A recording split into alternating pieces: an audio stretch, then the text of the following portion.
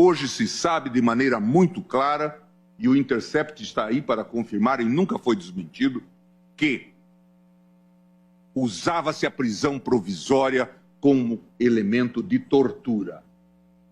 Custa-me dizer isto no plenário, mas era instrumento de tortura. E quem defende tortura não pode ter assento na Corte Constitucional. O uso da prisão provisória era com essa finalidade. E isto aparece hoje, ministro Fux, nessas declarações do Intercept, feitas por gente como Dallagnol, feitas por gente como Moro. Portanto, é preciso que se saiba disto, que o Brasil viveu uma era de trevas no que diz respeito ao processo penal. Quando foi divulgado, em 2016, as tais 10 medidas, fui eu, a voz que se levantou, creio que única no tribunal, sobre a impropriedade dessas 10 medidas. O que eu disse? Tenho a impressão de que estamos vivendo um momento singular. Depois, esses falsos heróis vão encher os cemitérios. A vida continua. Sou mau profeta, presidente. Doutor Alcides. Porque, veja, isso eu falava em 2016 e aconteceu. O resumo da ópera é: você não combate crime cometendo crime. Ninguém pode se achar o ó do Borogodó. Cada um vai ter seu tamanho no final da história. Um pouco mais da modéstia. Calcem as sandálias da humildade. Mesmo sujeito às contingências do convencimento do colegiado nas ações julgadas pela segunda turma e pelo plenário, busquei advertir sobre os descomedimentos de um inovador e criativo modelo de justiça criminal negocial que se alastrava pelo país com os acordos de colaboração premiada.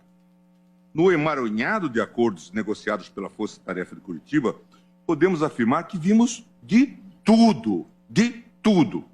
Ao apreciar a questão de ordem na PET 7074, em que esta Corte discutia os poderes do relator para homologação dos acordos de colaboração premiada celebrados entre o Ministério Público e integrantes do grupo JF, meu voto trouxe sérias advertências sobre os abusos cometidos pelo parquê na celebração de tais acordos. Aqueles acordos em que atuava aquela dupla Fernanda Tortman e Miller.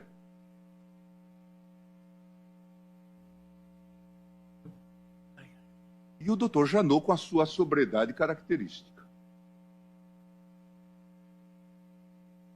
Como ele confessa em livro que acaba de lançar. Eu citei, então, não vou cansá-los, todas as medidas extra-legem que se tomaram neste acordo. Depois, o acordo de Sérgio Machado. Notabilizou-se por ser talvez o mais engenhoso e inventivo que a Lava Jato pôde ter produzido. O acordo colocava a salvo da recuperação de ativos bens em nome de familiares, especialmente dos filhos do colaborador. De forma flagrantemente contra a legem, previa que o Ministério Público se comprometia a postular que as sentenças em ações de improbidade administrativa ajuizadas contra o colaborador teriam natureza meramente declaratória. Poderia complementar esse inventário com outras pérolas. O ciclo de engenhosidades parece ter atingido seu ápice na previsão de novos regimes de execução de pena privativa de liberdade não imaginados pelo legislador. O mesmo acordo de Sérgio Machado previa a obrigação de o delator cumprir a sentença de prisão em sua própria residência particular durante o período negociado, sendo-lhe permitido sair da residência em 8 dias por ano por um período de 6 horas contínuas. O acordo continha como anexo um rol de 27 amigos e familiares que poderiam visitar a residência. Já o acordo de João Cerqueira de Santana Filho estipulava que o réu deveria ficar apenas das 20 às 6 horas em sua casa, sendo autorizadas viagens para o exterior para o tratamento de saúde. Diante de todas essas constatações, presidente, no julgamento da referida PET, meu voto, mesmo sem deixar de reconhecer os avanços que a operação trouxera para o combate à corrupção no país, externalizei com veemência as minhas recalcitrâncias quanto às verdadeiras finalidades dos membros da Força Tarefa. Nesse sentido, destaquei à época a preocupação da Operação Lava Jato em produzir volume de investigações com ou sem futuro parece ter se tornado, com as vênias de estilo ou sem vênias, um dos objetivos do grupo de trabalho da Procuradoria-Geral. Os objetivos da Lava Jato não são imediatamente políticos. A disputa é por poder entre poderes do Estado. E depois isto está caracterizado nas revelações agora de Intercept. Para além, dizia eu, das vaidades pessoais, está em formação um quadro que permite que o processo penal domine o jogo político. Complementados pelo tapetão eleitoral costurado pela lei da ficha limpa, as investigações de macrocriminalidades das classes políticas e empresarial dão ao Ministério Público o poder de definir os rumos políticos do país. Basta abrir um inquérito sem controle. E agora, quem o diz não sou eu, é Dallagnol, quando diz que imaginava lançar 4 procuradores como candidatos ao Senado. E dizia, pobre do Álvaro, eu vou derrotá-lo. Porque só tem uma vaga e a vaga é minha. Era um sujeito tão vaidoso que dialogava com o espelho, no caso, o Telegram. Contando isso. Veja, o Partido dos Procuradores. Um projeto político. E não sou eu que estou... Mas eu disse isso antes. Na apreciação do HC 143.333, impetrado por Antônio Palocci, dediquei parte do meu voto a denunciar que a corrupção já havia chegado à Procuradoria. E falei dos episódios Miller, Fernanda Tortman e tudo o mais. Em 16 de março de 2009, ainda antes de serem reveladas as mensagens do The Intercept, o tribunal julgou o inquérito 4435, quarto agravo regimental, no qual se discutia a extensão da competência da Justiça Eleitoral para julgar crimes comuns conexos aos eleitorais, previsto no inciso 4º do artigo 109 da Constituição e no inciso 2, artigo 35 do Código Eleitoral. Mais uma vez, não me furtei a denunciar. Isso é relator ministro Marco Aurélio.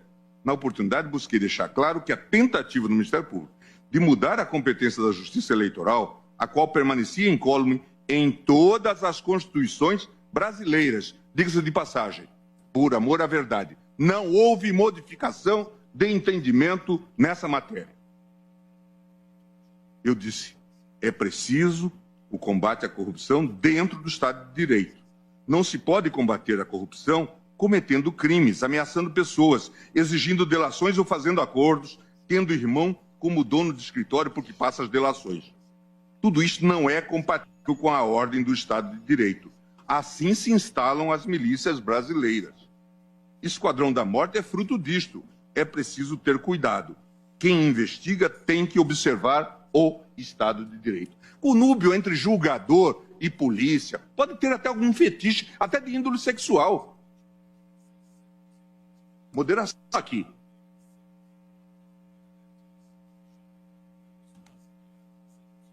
Moderação aqui. Julgador é órgão de controle. Não é órgão de investigação.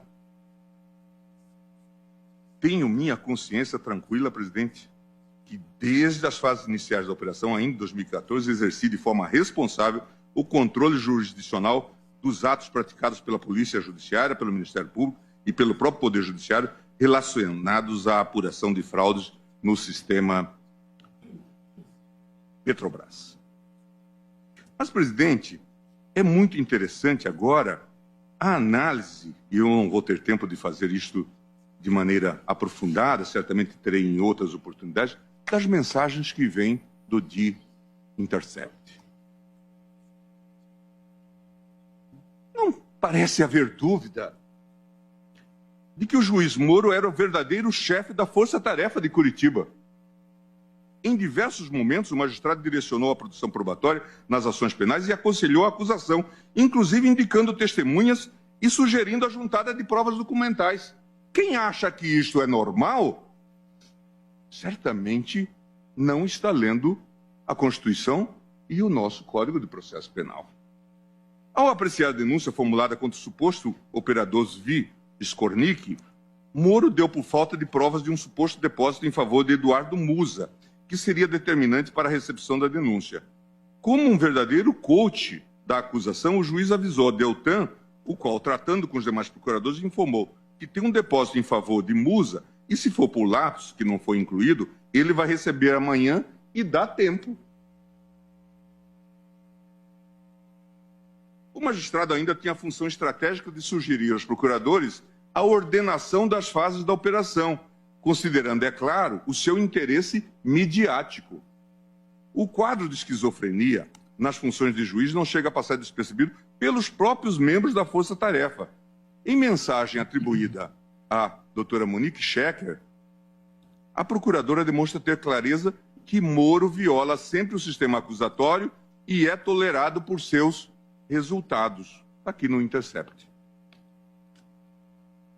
Aqui não há como deixar de reconhecer que a própria dignidade dos membros do Supremo foi vilipendiada, presidente, em diversos episódios desta triste tragédia.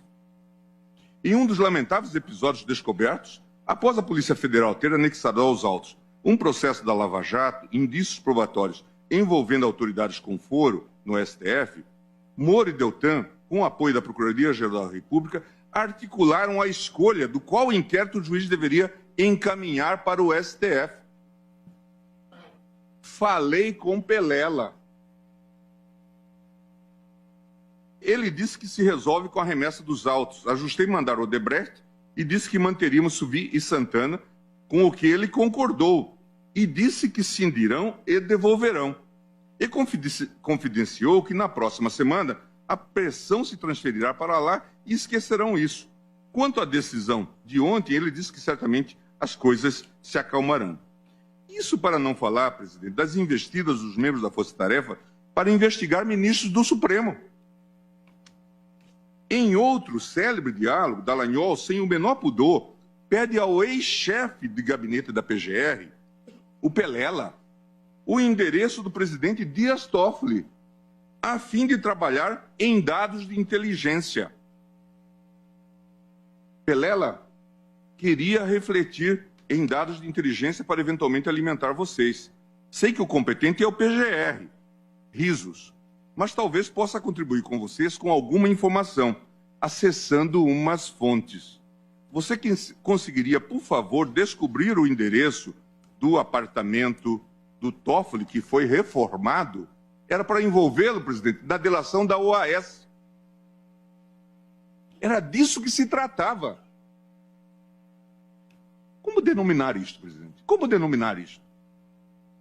Poucos dias depois, pede-se de novo a informação. E Pelela dirá, não é apartamento, é casa onde Toffoli mora. E fornece o endereço. É disso que nós estamos falando, presidente. Essas insinuações parecem ter atingido seu grau máximo quando, insatisfeitos com a concessão de ordem em sede de habeas corpus, os membros da Força Tarefa, em um evidente delírio, elucubraram que eu seria beneficiário de contas e cartões de crédito mantidos na Suíça. Na ocasião, a possibilidade de membros do MP apurar dados a respeito do ministro do Supremo é tratada com ironia e desdém. Vai que tem um para o Gilmar Mendes. Para o Gilmar. Diz o procurador Roberto Pozobon. Aparentemente, nem os relacionamentos entre os membros dessa Suprema Corte escapavam ao conhecimento dos membros da Força Tarefa, que previamente já contavam com os votos e posicionamentos de cada um de nós. Em uma das anedotas assaz curiosas, Dallagnol conta para os procuradores que Fux disse quase espontaneamente que Theory fez queda de braço com Moro e viu que se queimou, portanto não podia lutar contra Moro. Dallagnol teria revelado ainda que os procuradores da Lava Jato podiam contar com ele, com Fux, com o que fosse preciso. Ao saber do diálogo, Moro sagra. In Fux we trust. Até o próprio relator dos processos da Operação Lava Jato no STF, que sempre se destacou pela sua mais absoluta integridade e isenção nos seus posicionamentos, era taxado como um juiz conivente com a organização criminosa de Curitiba. Em outra conversa, Deltan aponta: caros, conversei 45 minutos com o Fachin. Ahá, o Fachin é nosso. Sequer a ministra Carmen Lúcia foi poupada. Após tomarem ciência de uma DPF ajuizada pela Rede de Sustentabilidade, houvera sido distribuída à eminente ministra, os procuradores não revelam nenhum pudor ao acusá-la de frouxa. A configuração de um quadro sistemático e reiterado de ofensas à legalidade e aos princípios constitucionais da ampla defesa dos investigados tornou-se incontroversa com o desvendamento de uma verdadeira máquina de provas ilícitas que era utilizada pela Lava Jato, muitas vezes de forma espúria e para enganar o Judiciário e o próprio Supremo Tribunal Federal. As informações reveladas dão conta de que a Força Tarefa utilizou sistematicamente contatos informais com autoridades na Suíça, em Mônaco, e contatos com a Receita. Veja que aqui há uma passagem que eu estou omitindo de uma conversa entre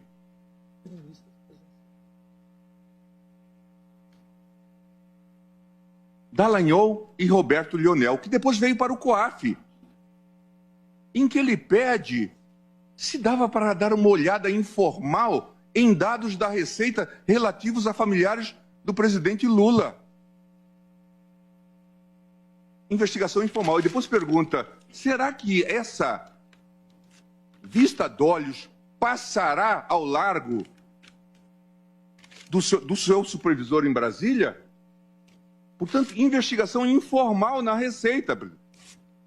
Não é por acaso, presidente, que hoje os jornais estampam, e vem de novo do Rio de Janeiro essa notícia, de que um fiscal ligado à Lava Jato, supervisor da programação da Lava Jato, foi preso por estar vendendo informações para fiscais, para empresários que estavam sendo achacados.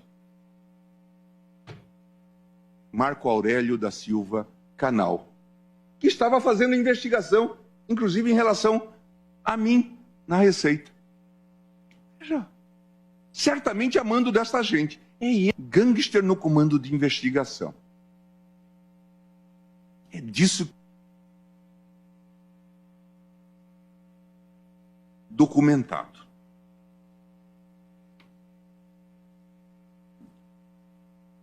Voltar, presidente. Que esses mecanismos obscuros de obtenção de prova foram utilizados em investigações contra réus que tentaram se socorrer com a impetração de habeas corpus no Supremo Tribunal Federal, muitos deles sem êxito.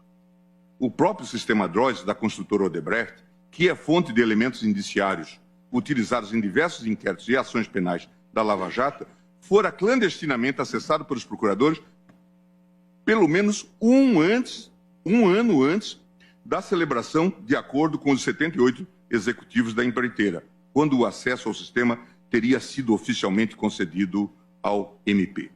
É esse o cenário dantesco de violação à legalidade que nos traz até aqui.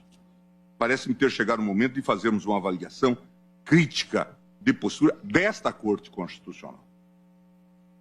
E eu realmente tenho muito orgulho de ter, desde o primeiro momento, apontado falhas nesse sistema. Elogiei e elogio e reconheço, de fato, a corrupção tinha atingido níveis preocupantes e é preciso que se combata. Mas eu sempre disse, combater crime sem cometer crimes. E antes nós não sabíamos ainda da investigação relativa à Fundação Dallagnol, que teria um fundo de 2,2 bi. Nós não sabíamos. E 1,2 bi iria para o doutor Carvalhosa, para os clientes do doutor Carvalhosa. Sob que razão?